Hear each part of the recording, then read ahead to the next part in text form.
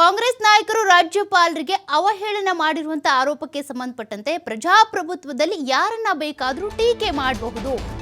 BJP ವಿರುದ್ಧ ವಾಗ್ದಾಳಿ ನಡೆಸಿದ್ದಾರೆ ಡಿಸಿಎಂ ಡಿಕೆ ಶಿವಕುಮಾರ್ ಅವರು.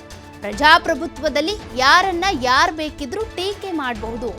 ಯಾರಿಗೆ ಹೇಗೆ ಗೌರವ ಕೊಡಬೇಕೋ ಅದನ್ನ ನಾವು ಕೊಟ್ಟೇ ಕೊಡ್ತೀವಿ.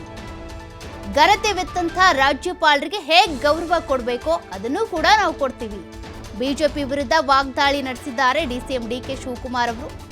ಘನತೆವೆತ್ತಂತ ರಾಜ್ಯಪಾಲರಿಗೆ ಹೇಗೆ ಗೌರವ ಕೊಡಬೇಕು ಅನ್ನೋದು ನಮ್ಗೆ ಗೊತ್ತಿದೆ. ಆ ಗೌರವ ನಾವು ಕೊಡ್ತೀವಿ. ಆದರೆ ಟೀಕೆ ಮಾಡೋದು, ಟಿಪ್ಪಣಿ ಮಾಡೋದು ಪ್ರತಿಯೊಬ್ಬರಿಗೂ ಕೂಡ ಅಧಿಕಾರ, ಹಕ್ಕು ಇದ್ದೇ ಇರುತ್ತೆ.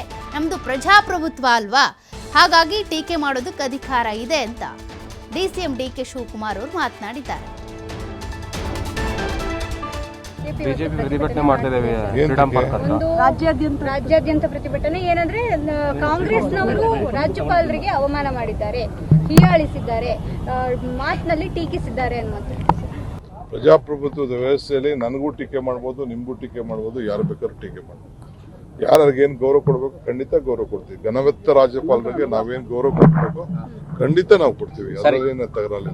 ಬಿಜೆಪಿ ಪ್ರತಿಭಟನೆ ಮಾಡ್ತಿದ್ದೇವೆ ಫ್ರೀಡಂ ಪಾರ್ಕ್ ಅಂತ. ರಾಜ್ಯಾದ್ಯಂತ ಪ್ರತಿಭಟನೆ ಏನಂದ್ರೆ ಕಾಂಗ್ರೆಸ್ನವರು ರಾಜ್ಯಪಾಲರಿಗೆ ಅವಮಾನ ಮಾಡಿದ್ದಾರೆ, ಹೀಯಾಳಿಸಿದ್ದಾರೆ, ಮಾತಿನಲ್ಲಿ ಟೀಕಿಸಿದ್ದಾರೆ ಅನ್ನುವಂಥದ್ದು.